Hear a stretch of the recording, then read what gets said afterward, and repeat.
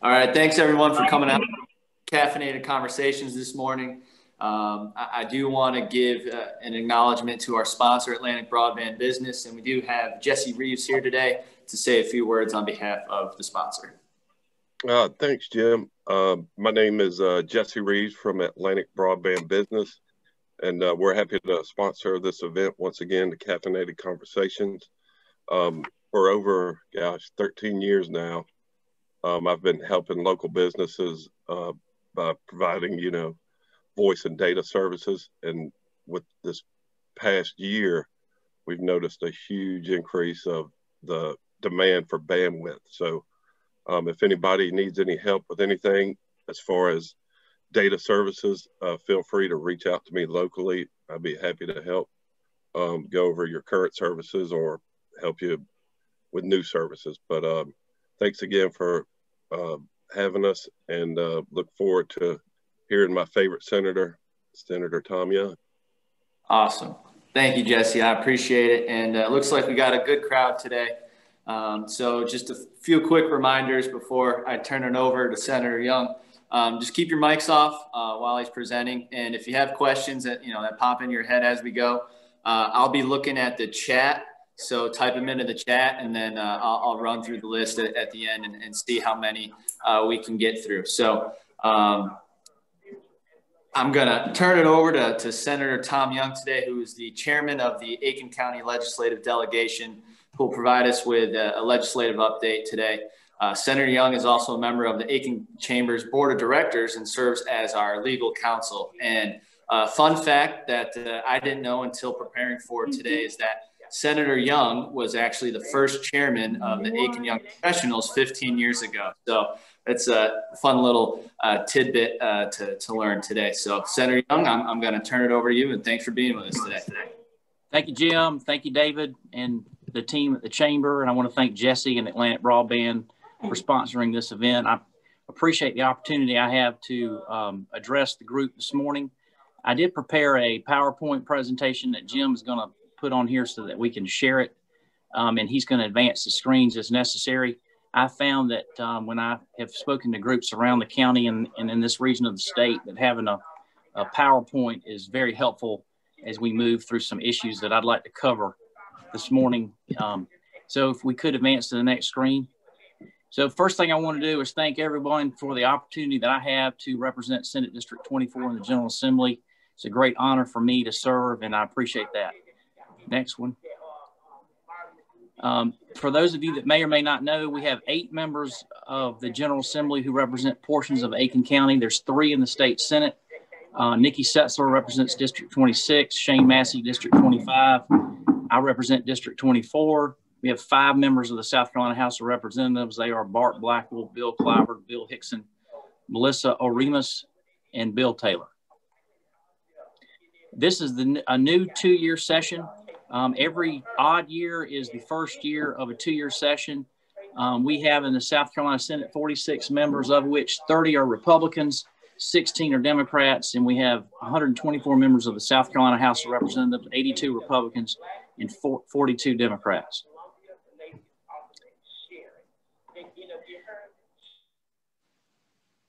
All right, so let me hit on some key issues that I'm sure everyone is concerned about for this year. Everywhere I go, the top issue, at least in the last 6 or 7 weeks, has been the COVID-19 vaccine and how is that going. As you may or may not know, yesterday the governor and DHEC had opened up for people who are 65 and up to try to get an appointment to get the vaccine. So there are a number of ways that can be done. Here locally, Aiken Regional is, they have on their website a place for people to sign up.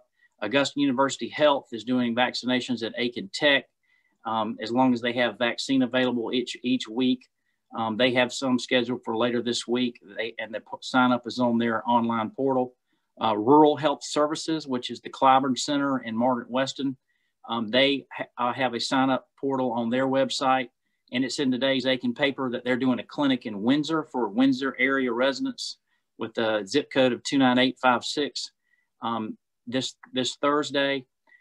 There's a 1-800 number. It's actually 1-866-365-8110 that residents can call. Again, that's 1-866-365-8110, which is a number to DHEC. It's available from 7 a.m. to 7 p.m. every day, Monday, all 7 days a week, where DHEC is helping residents find appointments. This has really been just a monumental challenge to help residents in our region find appointments. Many of you are on my email list. If you're not, I've got a slide coming up where you can send me your email address and be added to my email list. But since early January, I have sent out multiple emails throughout the district and the region to inform people about how they can find vaccine. The situation is better in our region than it was, say, 3 to 4 weeks ago. We have more providers, and if we could just get more vaccine from the federal government, we would be able to do even more vaccines than are being done currently. The South Carolina port's rail infrastructure. This is a very significant issue to our state. The port has a $63 billion economic output on the state. 35% of wages of jobs that are associated with the port. The jobs that are associated with the port, they are 35% higher in on average wage than the average wage in the state of South Carolina. This particular project is a $550 million project. It would set up new intermodal and barge berth facilities at the state. It's the last major port infrastructure component to maintain our top 10 port status in the country. We're the only port in the Charleston port is the only port in the top 10 in the nation that does not have near dock rail access. This project would address that issue. Interest rates on borrowing money are less than 2%. And I have not in the past been I have really not in the past supported the bond bill when it's come up before. I think this is a modest bond bill. It serves a significant purpose for our state. And from what I can tell, again, the interest rate is less than 2%. And I think we would pay it off somewhere between 10 to 15 years. And the state has significant bond capacity that is not being used. So this is a major issue for the state in terms of improving our competition and increasing the port's overall economic impact on the state. Studies have shown that if we do this project, the economic impact on the state can increase by another up to 19%. Santee Cooper. This is an issue that is of significant interest to people around the state. It doesn't actually directly impact anyone in our region as Santee Cooper customers. I think the last I heard, we had one customer in Aiken County that actually was a direct customer of Santee Cooper. But if you are an Aiken Electric Cooperative customer, it can indirectly impact you as to what the future of Santee Cooper is. Now, what I anticipate is that I don't think that Santee Cooper is going to be sold this year or next year. I think that what's going to happen is there's going to be an effort there's going to be a pretty significant floor debate at some point, but I think that the momentum has shifted more to reforming Santee Cooper than to selling it. It is a significant state asset. The latest information that I saw was that they had refinanced some bond issues that they have, refinanced some debt through some new bond issue that they did. And it looks like, from what I can tell, that their cash flow after their bond or their debt service, as well as all their other expenses, is projected to exceed at least $150 million a year to the positive for the next several years. So at least on their balance sheet, it is definitely improved from where it was 2 to 3 years ago in the wake of the VC Summer disaster. And so I don't expect it to get sold. I think that there will be significant reform, but I don't think it'll get sold. That's my prediction. COVID-19 liability protection bill. This is a significant issue for a number of businesses in our region. Georgia passed a COVID-19 liability protection bill last year. So did North Carolina. This bill has already received a favorable report in a Senate Judiciary Subcommittee. It's on the agenda for the Senate Judiciary Committee this afternoon and will be moving to the Senate floor, I anticipate, as soon as next week. So I think this bill will get passed this session. Next page. The SRS Plutonium Settlement Funds. I know there's a lot of people in our region that are interested in this. As you recall, there was a settlement between the federal government and the Department of Energy and the state of South Carolina back at the end of August, early September, where the federal government has paid $600 million to the state, of which approximately $500 million or a little more than that is going to be available for allocation. Our position is that the vast majority of those funds should be allocated to the 3 counties which are impacted by the plutonium at the Savannah River site. Those are Aiken, Barnwell, and Allendale. And we anticipate that there will be a vigorous debate about this at some point. Our delegation is working on how we can promote a bill, a separate bill from the budget that would allocate a substantial portion of these dollars to economic development, workforce related, and education related projects in our region. We also would anticipate that there's a possibility that some of the funds could go to a statewide need, such as broadband expansion. So I'll be happy to talk more about that if I need to. I noticed that because I can't see all of the PowerPoint screen on my iPad, I think I skipped a topic on the previous page. It was the heartbeat bill. The heartbeat bill passed the state Senate 2 weeks ago. It would prohibit an abortion once a fetal heartbeat is detected, with some exceptions. Those exceptions are for the life and health of the mother, rape, incest, and certain fetal anomalies. That bill is now in the South Carolina House of Representatives and could move to the House floor as soon as before the end of the month.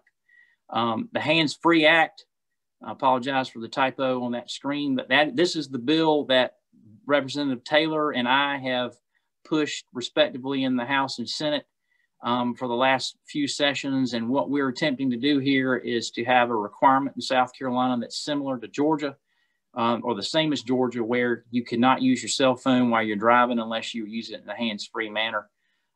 Several states have enacted this. They've seen a decrease in traffic accidents, and safety on their roads has increased. This bill actually in the state Senate last session was making significant progress in this transportation committee. It had gained some support. There were some subcommittee hearings on it in the fall of 2019 into the spring of 2020. And then the COVID-19 pandemic hit on March the 13th with everything shutting down when the governor issued his first order.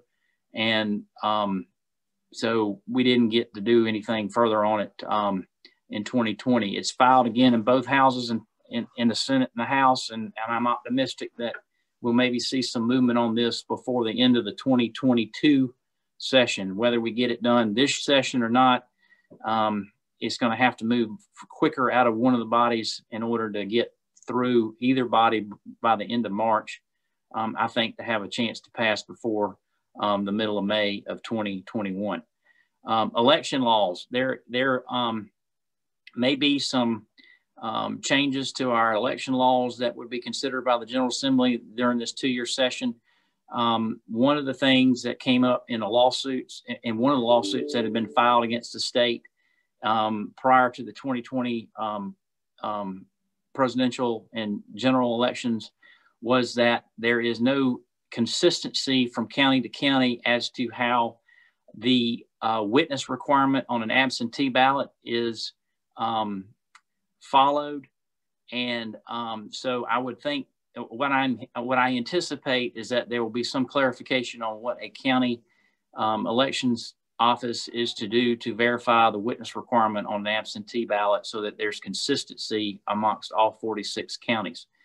As far as broadband expansion, as you may know, at Aiken Electric Cooperative recently, as I think it was last week, announced that they are going to be expanding broadband in their territory, in their service territory.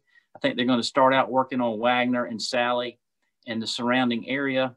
There's areas actually out past Cedar Creek on Banks Mill Road that have really poor broadband capability.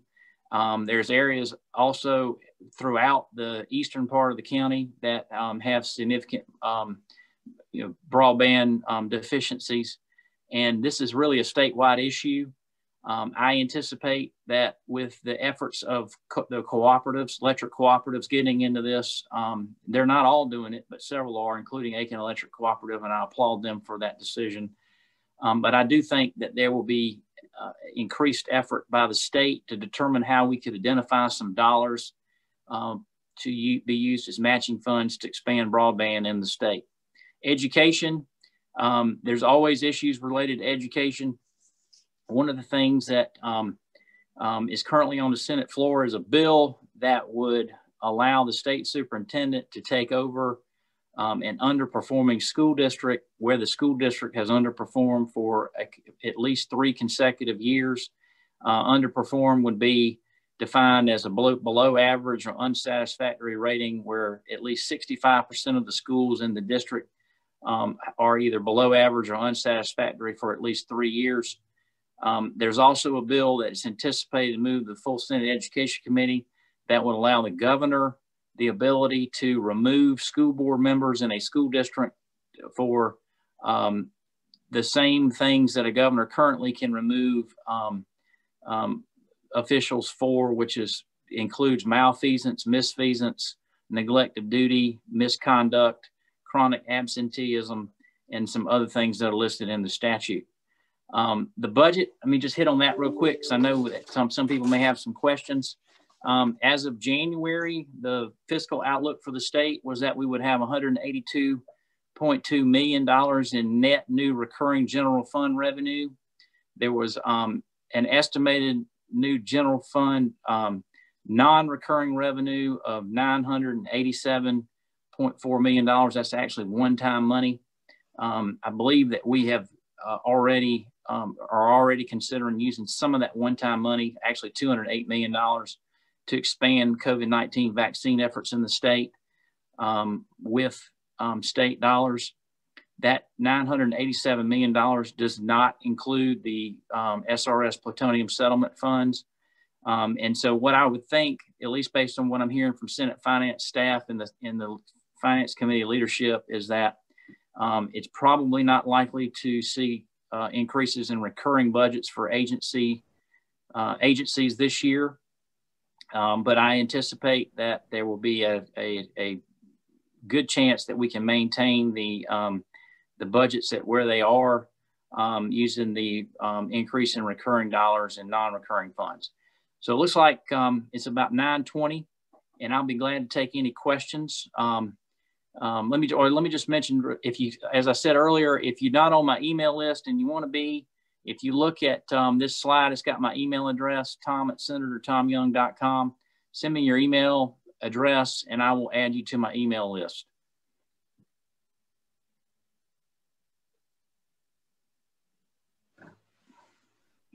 Good deal. Let me check the chat real quick and see if we have any questions. Just give me one moment.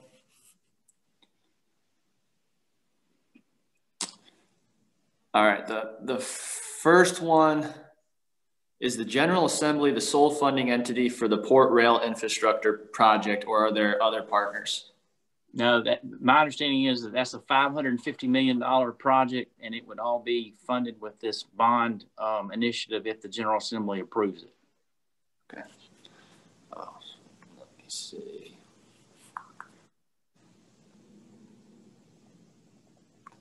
All right, that's all that were in the chat. Is there anything? Let's see.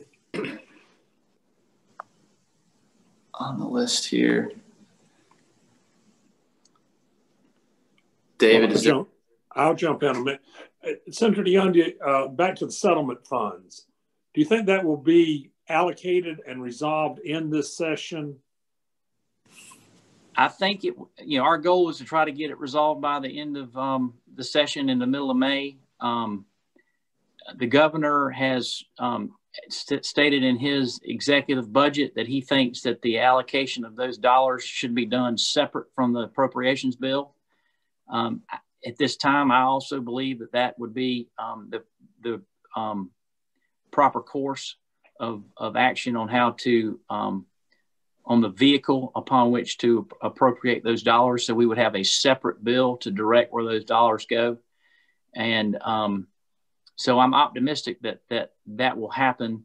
I think I'll know more about that sometime in the next 3 to 4 weeks. The House of Representatives is to take up the appropriations bill sometime in the next 3 to 4 weeks. And if they decide to do something with these dollars separate from the appropriations bill, I would expect that legislation to move soon after the appropriations bill. Well, that is a game-changing boost to this region for if we can keep as much money here as we can. Some one-time projects can get accomplished so much faster than we could ever dream of. So we appreciate your work in that area. We have spent a lot of time on that project or on that issue. At least I have, and other members of the delegation. And I'm optimistic that we'll see something favorable for our region. Good. And we do have a few more questions that popped in here. Senator, can you give us a synopsis of the COVID-19 liability protection plan? The bill, just in general terms, what it says is that if a business follows the guidelines, substantially follows the guidelines, then, and this is the way it's currently drafted right now, okay? So it could get changed some as it moves through the legislative process, but as it is right this minute, it says that if a business it substantially adheres to the guidelines, then they would not be could not be liable for a COVID-19 case unless they either act or commit an omission that constitutes gross negligence, recklessness, intentional conduct, or willful conduct. And that is very similar to the Georgia and North Carolina standard, which is a gross negligence or higher standard. And the difference in our proposal and what they currently have in Georgia, for example, is that this legislation in Georgia, they require the business to post something on the door of the business. And then there's what's called an assumption of risk for the customer or patron if they go into the business. We're not going to require that something be posted on the door in our legislation. And also ours is retroactive back to March 13th of 2020, which is when the governor issued the first executive order, which I think it was Friday the 13th of March of 2020. Anyway. Awesome. A few more questions here. Do you think that the open carry legislation will have any traction for this year's General Assembly session? That bill is in the South Carolina House of Representatives. As I read about it in the paper, like many of you did the other day. What it says is that if someone has a concealed weapon permit, which they get after a background check and training, then they would be allowed to not only carry a pistol concealed on their person within certain places, but it would also allow that person to carry such a pistol in an open fashion in a holster on their hip in places that would allow them to carry it concealed. That's the way it's currently drafted. And it would have to pass the South Carolina House, then it would come to the Senate. Senate would take it up in a committee. Depending on this, the Senate chairman would have to decide when it would be taken up, and it'd have to come through the state Senate, the full Senate. And, there's been open carry bills that have been offered in the past that did not require training. This bill, I think, has a better chance to pass because it obviously would be limited to those that have training and have passed a background check. All right, these next two are on the topic of the broadband expansion. So the great project bill for broadband is currently in a House committee. What are the chances of getting through the process, and then will it be funded this or next year?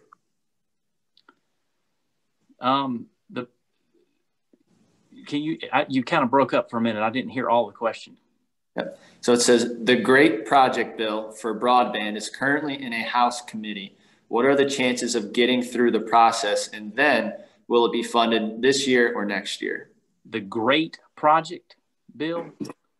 That's what is in. Okay, well, if there's a bill that's in the South Carolina House of Representatives, then what it would have to do is get through the committee in the House, then come to the House floor, be passed out of the House, come to the Senate. A Senate committee would take it up. Then it would come to the Senate floor. If it's changed, then it has to go back to the House of Representatives. They would have to vote on it again. If they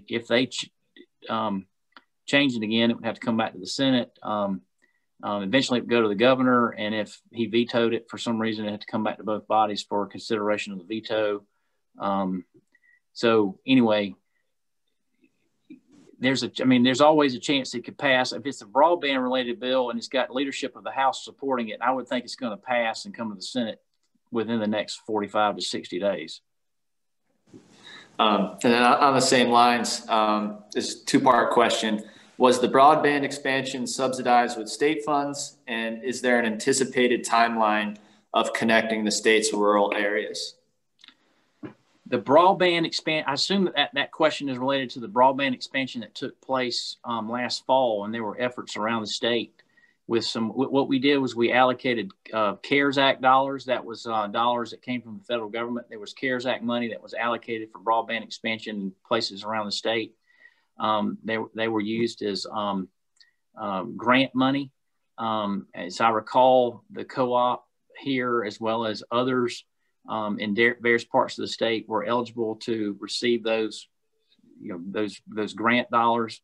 I think that we could see a similar effort with state dollars coming out of this session, and where that money would come from would be up for debate by the General Assembly, but there's a chance, I think, that we will see some portion of state dollars allocated to broadband expansion in the state through use of grants. Awesome. And this one, a little bit different topic. And the question is, as we see the demand and need for mental health services increase, do you support increased funding for mental health agencies? And if so, are there any initiatives you would like to see expanded?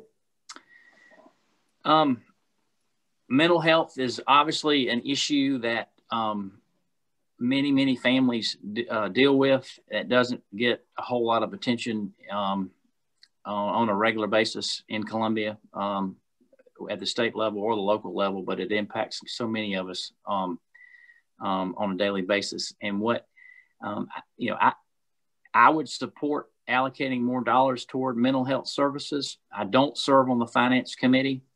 Many times when an agency's budget is set after it comes to the Senate floor, which is when I would have the first opportunity to do anything with it, it's already been addressed in terms of whether there's an increase to the bottom, to the recurring dollars or the non-recurring dollars that the agency's getting for their allocation. But I would support increasing dollars to the mental health program in the mental health department, mental health services in the state. I did look to see, I was reading through some stuff the other day, and I read that the Department of Mental Health's budget request for this year, one of their top, in fact, I think it's their top priority request was for $3.6 million for a forensic unit, which would provide court-ordered evaluations and psychiatric evaluations to defendants that are referred by the state of South Carolina, and they have to perform those evaluations. So anyway, that's their top priority request, and I would think that if it's their top priority request and there's dollars available, that the Ways and Means and the Finance Committee members would see to it to fund that. Okay. Awesome. And let's see, I believe That is all that is in the chat here. David, was there anything on your list? Well, I was just going to ask Senator Young, you roll through a long list of topics that are up for discussion right now.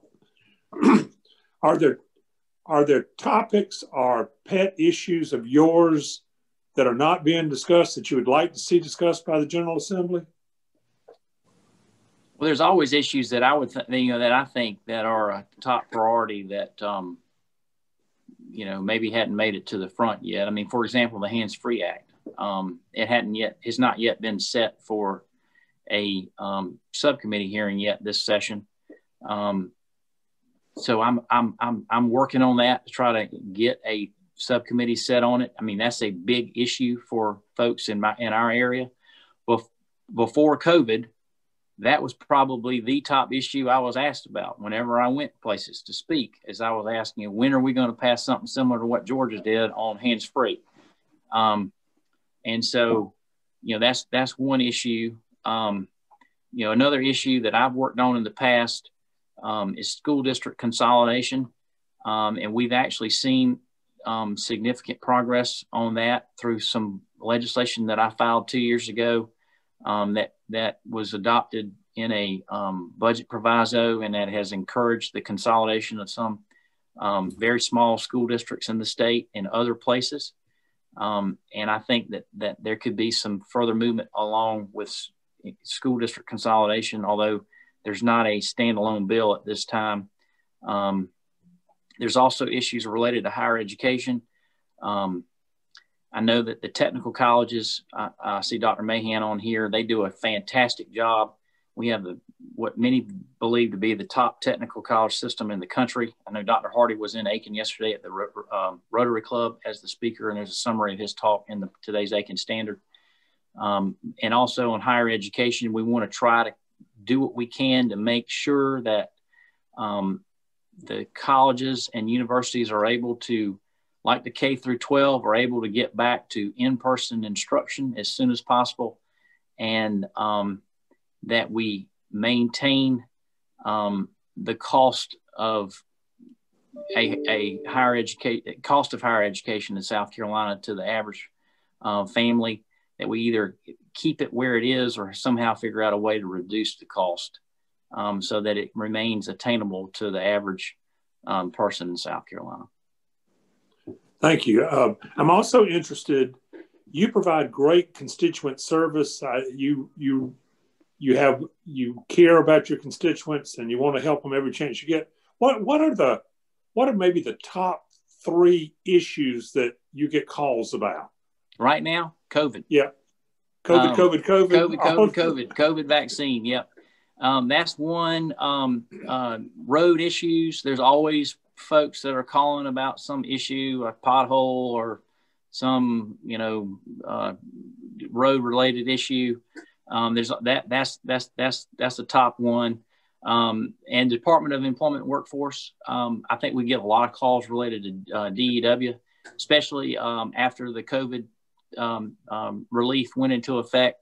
That was probably the number one issue that we received calls on for quite some time. When folks were getting the unemployment relief and they had issues, they couldn't. We did a lot of stuff to try to help, and a lot of people think that my office is like Congressman Wilson's office or Senator Graham's office or Senator Scott's office, and that's really not true when it comes to staff. I have one lady that works with me in Columbia, and she is shared. She works for me and another senator. So she does a great job. And then we have a delegation secretary here in Aiken. Her name is Jeannie Cadden. Some of you may have met her before. She works for the Aiken County Legislative Delegation and the Edgefield County Delegation. And she does an excellent job too. So those 2 ladies help me a great deal in responding to constituents.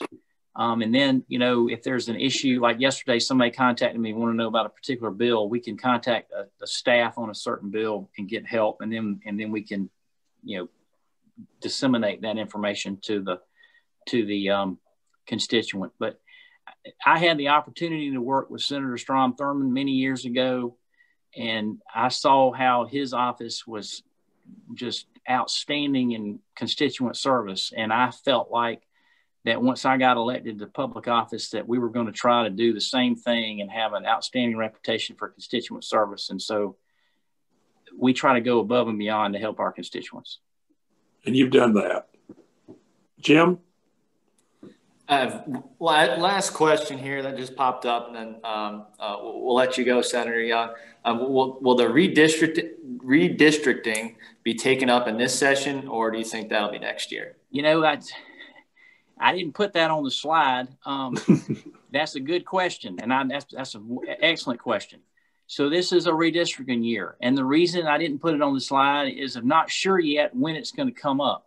We've gotten different reports on when the census numbers will be available. I've heard that they may be available in April, and then I heard they might not be available until late June or July. So we got to have the census numbers. And for those of you that don't know, the redistricting is, it affects congressional seats, it affects state Senate seats, state House of Representative seats, and other elected offices, in which every 10 years the seats are the lines are redrawn based on population growth or population decrease in an area. And so right now what we know is that the average state Senate district is most likely going to be somewhere around 112 to 113,000 people. And that could deviate up or down by a few thousand people depending on what the probably 5,000 to 6,000 in either direction. In 2011, the average state Senate district was approximately 100,000 with a deviation up or down, I think, of 4,000 to 5,000. So, and it may be the same deviation this time. So we've seen growth in the state. There's 46 different Senate seats. The average of the state's population exceeds 5.2 million. They all have to be pretty close in terms of population. They could vary widely in their square mileage, but they have to be fairly close in population. And so we'll see how that plays out. If we don't get the numbers until late in the session or the summer, then I'm thinking that we're going to be dealing with this over the summer into the fall, because we have to address it before the elections in 2012. And I mean, not 2022. Although none of the state Senate seats are up in 2022, but all the state House of Representative seats are up then, and all the congressional districts are up then.